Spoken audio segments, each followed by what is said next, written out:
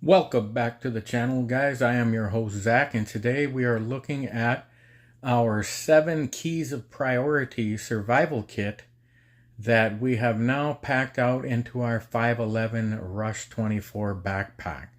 So let's crack into that today and see what all we have today on Airborne Outdoors.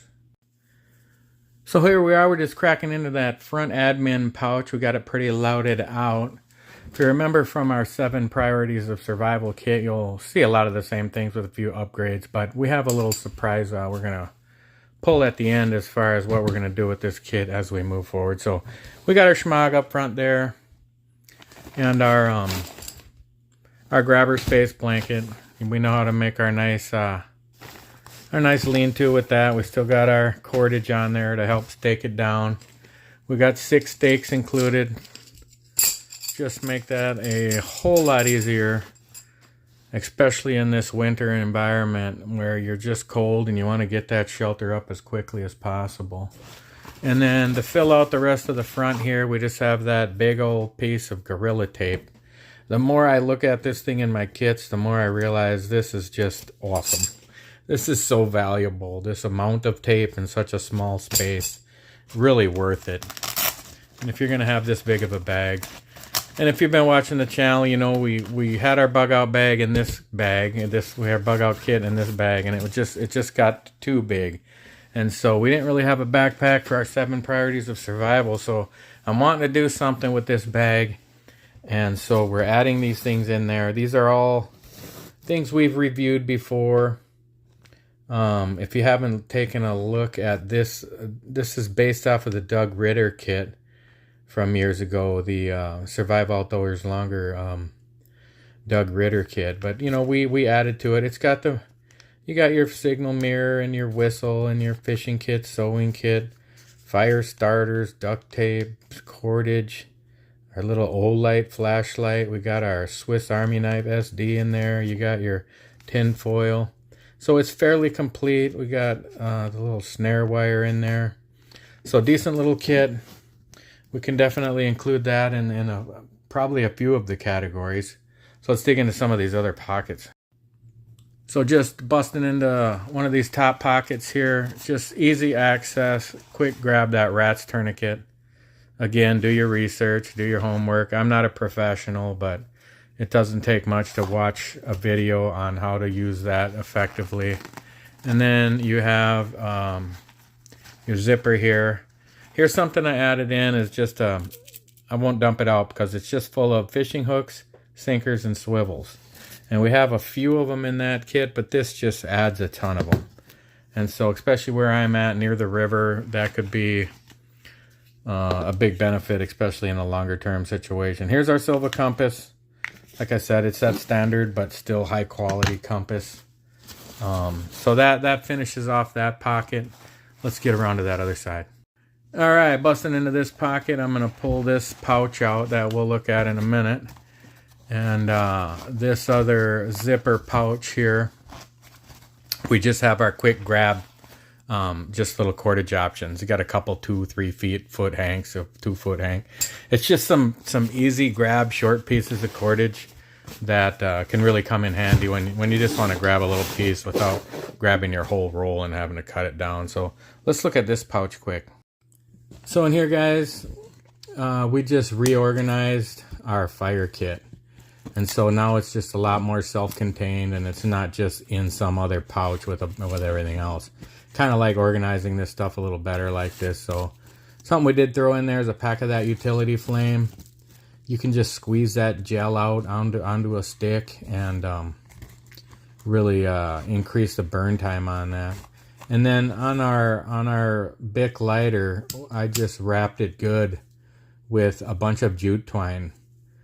And I still need to make a video how to wrap that, but there's a million of them out there. You know, you just kind of make a loop with the end hanging up and then wrap it around from the top or from the bottom, from where the loop is, wrap it around and then go through the loop and then pull that top and then trim your edges. And so that stuff would come in handy as a flame extender. I can use it to just light it, or I can use it as, let's say the lighter's dead and I just want to use it like as some tinder to spark up a fire.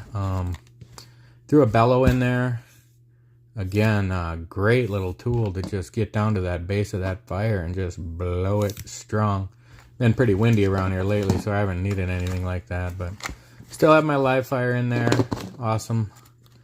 Still have my Yuko Storm matches. This is the one that has the extra little Tinder Quick type, wax impregnated type tabs in there, and then we have that little ferro rod in there too. So and then there's a few matches missing. That's why there was room there. So I got about 20 Storm matches, and then some. So this here is kind of its own little self-contained kit as well. I just love these matches. They just work great. They get the job done. And then just because we had room, and this pouch is a pretty significant fire kit now. I just like just having this separate little fire kit pouch. We just threw a mag bar in there. So again, you know, that whole bar of magnesium shavings to catch a spark. And then we got our little hacksaw blade. You got your ferro rod on this side. And it's a pretty small ferro rod compared to how much the mag bar is, but there's a reason it's a classic, you know, because it gets a fire going. So we're filling out them 7 priorities of survival, but we still need to bust into our main pouch. So let's do that now. So as I showed before, you got that big clamshell opening, which makes this pack kind of nice and easy to organize as far as being able to get it open. And so with the first aid, I still have my trauma pack. So that's just a nice large bleed kit to just handle any big wounds. And then I repacked up my first aid kit in this baggie. So let me get in here a little bit. I can show some of the ways I organized it a little better. I still have my liquid bandage in there, which is great. I kind of repacked my little boo-boo kit with the band-aids and alcohol pads, and got some medications in there and antiseptic ointment. And then I did add this small little hygiene kit, you know, so we got some toothpaste, some flossers, some cotton balls, some Q-tips, and I even got a little bar of Dove soap in there. Keep you all fresh and delicious out in the field. And then it fit all in this baggie. I got my little half a dozen here. I don't know, 4 or 5 dude wipes. And then now this is just a little secure heavy duty baggie it came in. So the rest of this pouch, we got our big Nalgene bottle, which is the only bottle I have in here right now. So that'll be something we continue to work on. This is just kind of day one of this kit. We still have our olive oil. If you remember, you know, hey, this is healthy fat. We're not drinking the whole thing. We're taking like 2 tablespoons of it a day, you know, 1 with each meal, maybe 3 tablespoons. Take one tablespoon with that with each meal, and it's just going to add, what was it, 120 calories? Yeah, it's going to add 120 calories of healthy fat to that meal, and that goes a long way. There's our pouch. We'll get into that in a second. Finishing off our food, I'll show how I kind of, you know, I did the review on this humanitarian daily ration the other day, and then I repacked it in the bag, and then folded the top over and duct taped it all closed. And, you know, it's a lot more compact. I really like it. It's really fit into a tighter package there now. And then just for now, we have our Z-Fold mat in there, because as you may be starting to realize, this is kind of my little practice kit where I go out and do a little practice bug out in the Minnesota winter. So having this Z-Fold mat is great to get off the ground. And I mean, it's a struggle out there. It's, you know, it's suffering to be in that environment for several hours and trying to get a shelter going and affect some survivability. So let's just look into this last pouch. So here we go, just getting into this pouch where we got plenty of extra room in here. But going along with that first priority of survival, as the way I have them written down, just kind of Googled what they are, is just having that positive mental attitude, that stop, think, observe, plan, you know, don't panic, calm down, make rational decisions.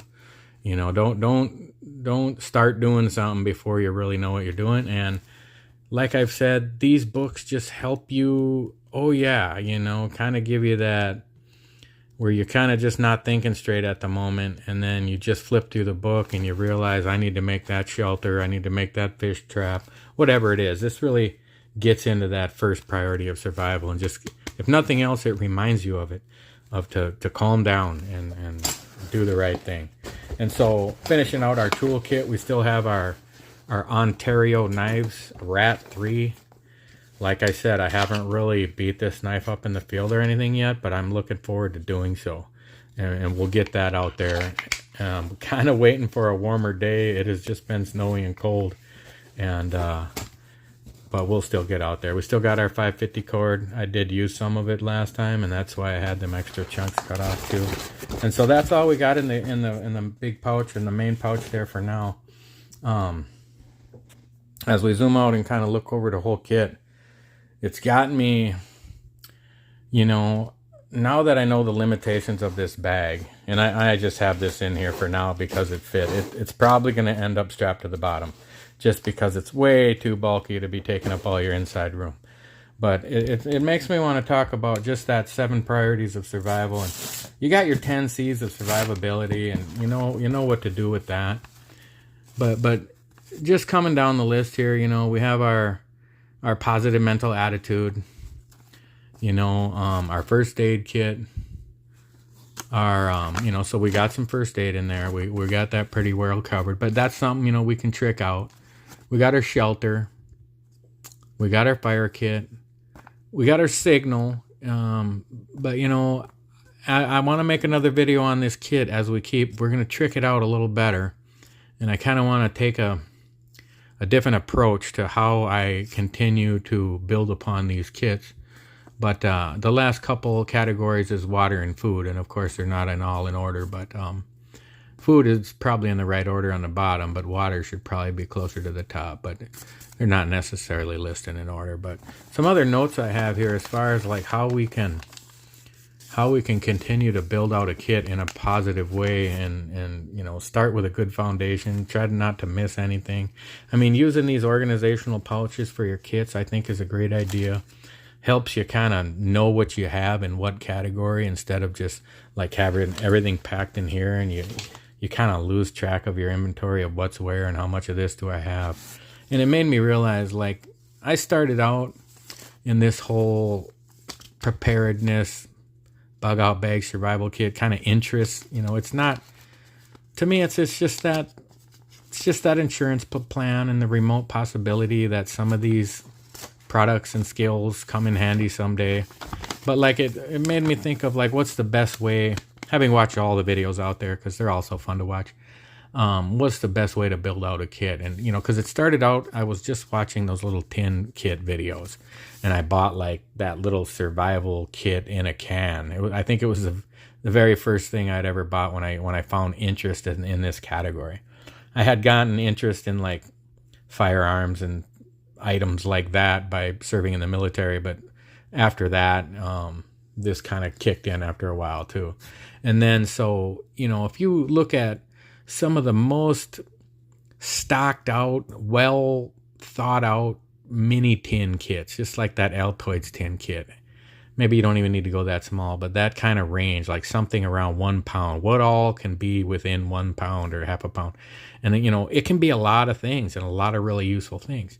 And so it made me think, this is how I came up with this little list of an idea of how to do this. Like, what is my limitation?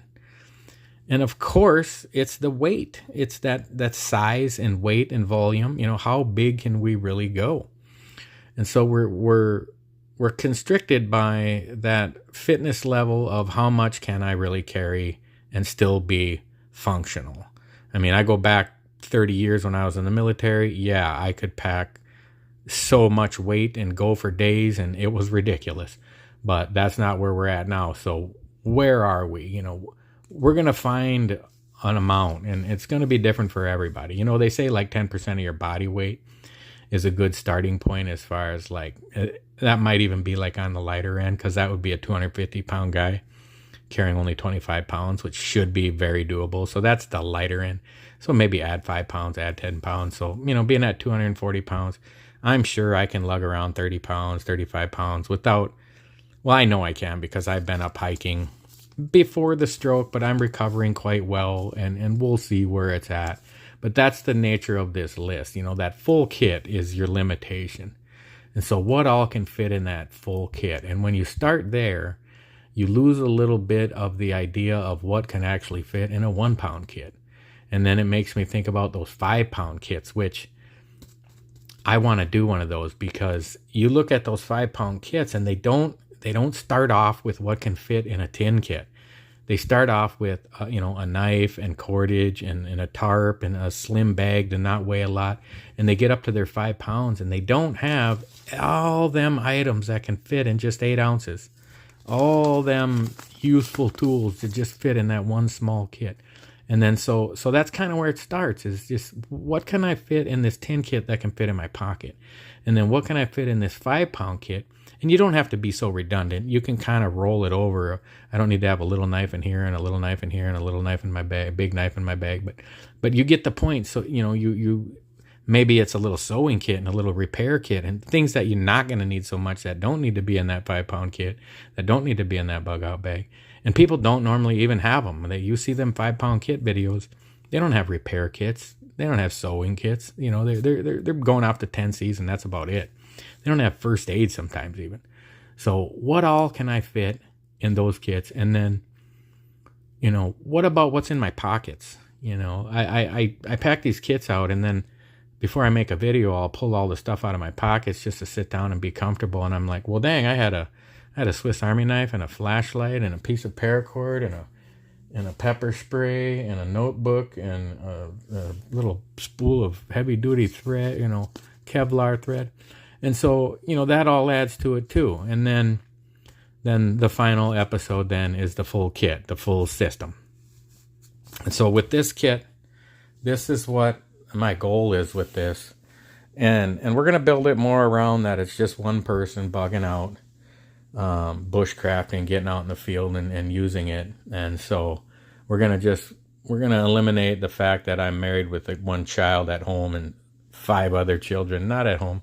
We're going to just say, I'm going out to survive. I'm leaving the wife and kid home, and I'm going to be out in the field for a few days, hunting, trapping, fishing, gathering, and then I'm going to come back and provide for the family. So what can we do with these categories to really go further? Like, don't stop. I don't want to say, okay, shelter, I got a tarp, you know.